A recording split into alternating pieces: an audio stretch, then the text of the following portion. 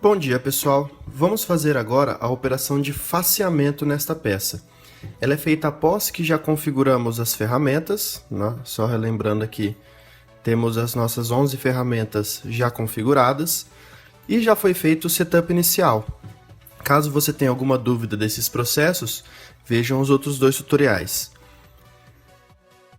O próximo passo, então, é a gente criar uma operação de faceamento, que é encontrada aqui na abinha 2D Milling Face. Para todas as operações de usinagem, o primeiro passo a ser configurado é a ferramenta que utilizaremos. Então, quando abrem as configurações aqui, a primeira coisa já é clicar em Tool e escolher qual a ferramenta dentro de nossa biblioteca que vamos utilizar para essa operação. Como essa peça ela tem 50 por 50 no material bruto, vamos utilizar uma fresa aí de 25 só para a gente ver o processo funcionando melhor. Se for pensar em ganho de produtividade, poderíamos usar de 50 ou de 80, que ela já limparia em menos passadas.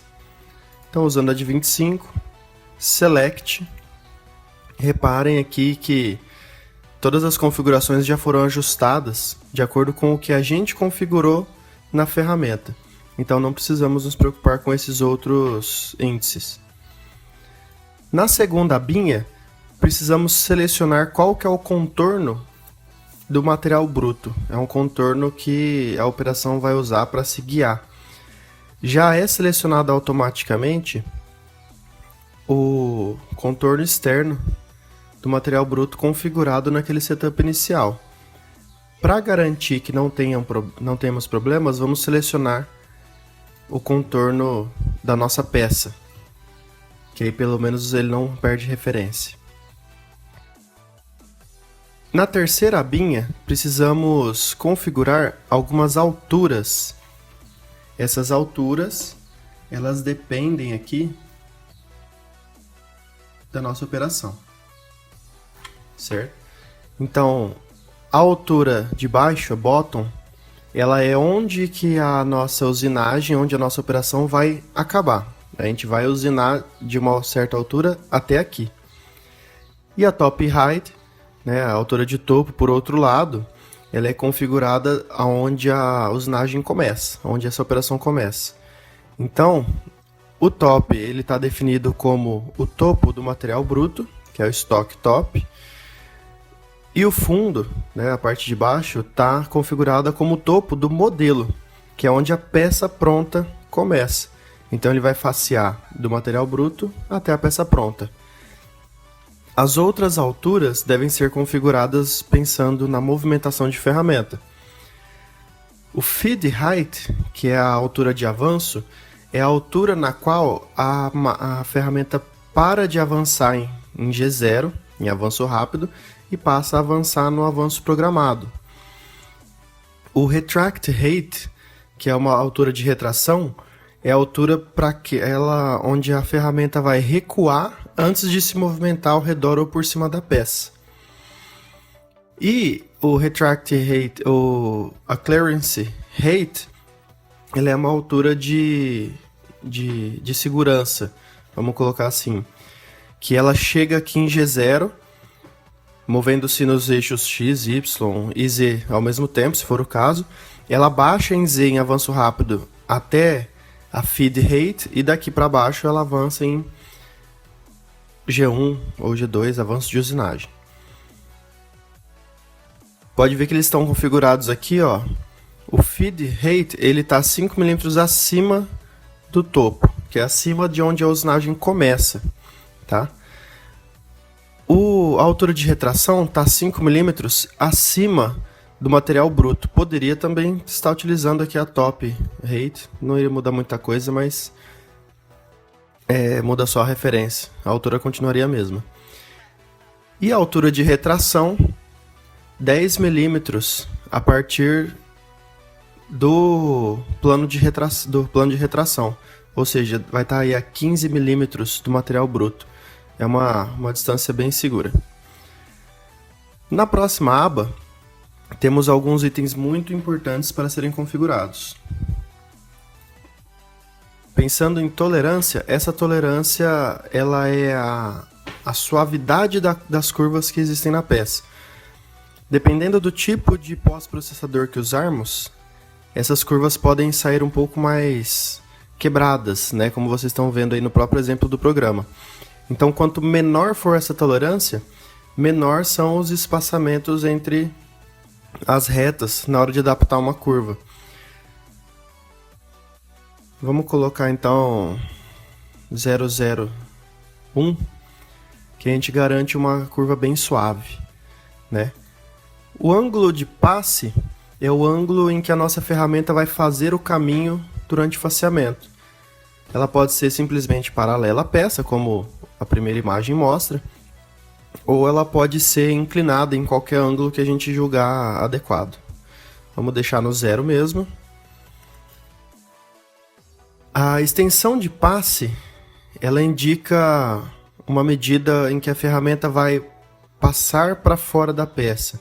Isso é usado normalmente para garantir que a ferramenta saia totalmente da peça antes de entrar novamente na usinagem.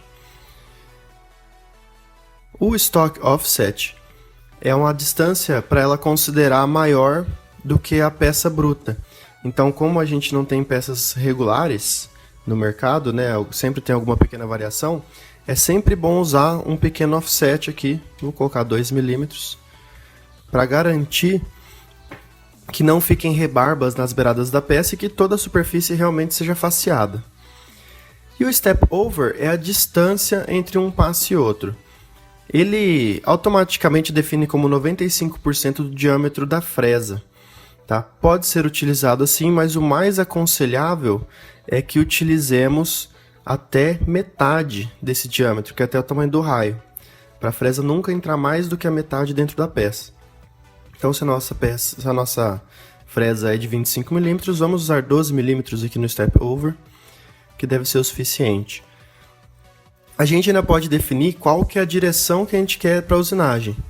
Se ela quer que vai da frente para trás, de trás para frente, se a gente quer que se use climb, que é a nossa usinagem discordante, tá ok? Ou convencional, que é a concordante. Ou se a gente pode usar qualquer coisa aqui. Então vamos deixar qualquer coisa, porque para o faceamento não vai dar muita diferença. Podemos selecionar ainda o From Other Side, onde você inverte o início do caminho da ferramenta. Pra gente não vai mudar muita coisa.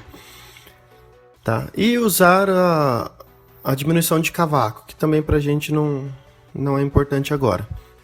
O que é importante aqui é essas duas outras configurações. Caso seja requerido, caso seja desejável fazer um acabamento depois, ativaremos esse material bruto, né, a ser deixado, e aí colocaremos essa medida, tá? Não vamos fazer acabamento nessa passagem, mas se fosse necessário, era só ligar isso. O que vamos fazer é múltiplas profundidades. Temos 5 mm para facear nessa peça. Para não tirar os 5 mm de uma vez, vamos tirar, por exemplo, de 2 em 2. Eu ativo essa opção de múltiplas profundidades e coloco a medida que eu quero que ele tire por passe. Se eu adicionar Finishing Step, eu posso já definir um passo de acabamento, né, definindo aqui qual que vai ser a velocidade de avanço para o acabamento. Tá? Ele já faz uma adaptada do avanço que está na ferramenta. Se não me engano, ele coloca o dobro. Tá? E qual que é o tamanho desse passo de acabamento? Se a gente colocar 1 mm aqui, por exemplo, ele vai fazer 2 passos de desbaste com 2 mm e o último passo de acabamento com apenas 1 mm. E assim a gente já tem o nosso faceamento já com bom acabamento. A última abinha, ela se refere aos links de movimentação. É aqui que a gente faz a otimização da movimentação da ferramenta. Eu costumo deixar o padrão aqui porque ele já tem a tendência de otimizar o tempo de usinagem, tá? Mas podemos mexer nisso.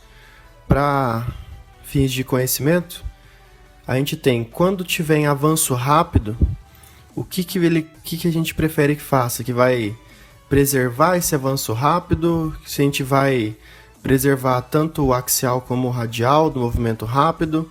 Tá? Ele dá algumas opções aí do que a gente vai tá mantendo.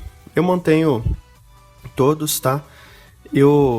Essa próxima opção serve para permitir a retração rápida, que é quando a ferramenta se afasta da peça.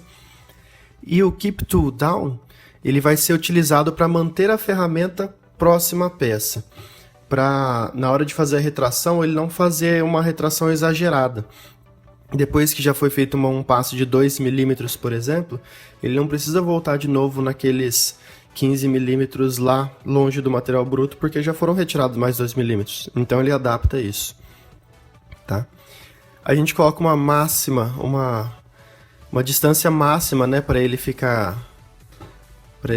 permanecer abaixado. Então, a partir de uma certa distância e ele mantém a ferramenta mais próxima da peça, ou ele se distancia um pouco mais.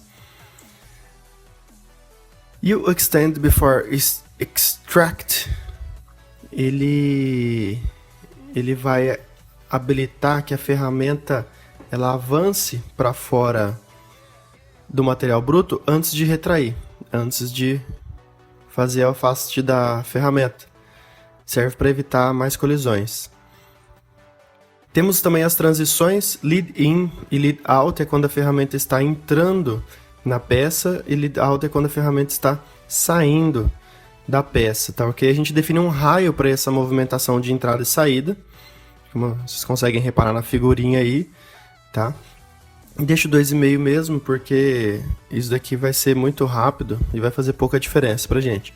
Caso fosse um material mais frágil, ou um material muito mais dúctil, ou um material que tivesse uma peça que devesse ter muito mais cuidado, a gente poderia otimizar esse parâmetro aqui. Para o Lead Out, ele também tem essa opção, mas aí a gente coloca para ser o mesmo, né, dos dois, e a gente só preenche uma vez. O tipo de transição, eu deixo ela normalmente suave, tá? A gente poderia selecionar, por exemplo, o menor caminho ou uma linha reta. Deixo suave porque ele garante uma usinagem sem muito impacto. Configurados esses 5 elementos, tá? Podemos dar um OK aqui embaixo. Ele vai gerar para a gente as linhas de movimentação para o faceamento. Geradas as linhas, caso seja de nosso interesse, podemos simular. Tá? Eu vou mostrar mais em detalhes a simulação numa outra videoaula, mas só para vermos aí o nosso faceamento acontecendo. Então ele tira uma camada de 2 milímetros, na sequência ele vai tirar outra camada de 2 milímetros. Ele mostra também toda a movimentação externa à peça, como vocês repararam. Ok? E no último passo ele vai retirar apenas 1 milímetro, que é o passo de acabamento que definimos. E reparem que já começa a aparecer o contorno, né, do topo da peça pronta ali, porque ele já chegou na medida. Bom, então é isso. Vamos dar um close aqui.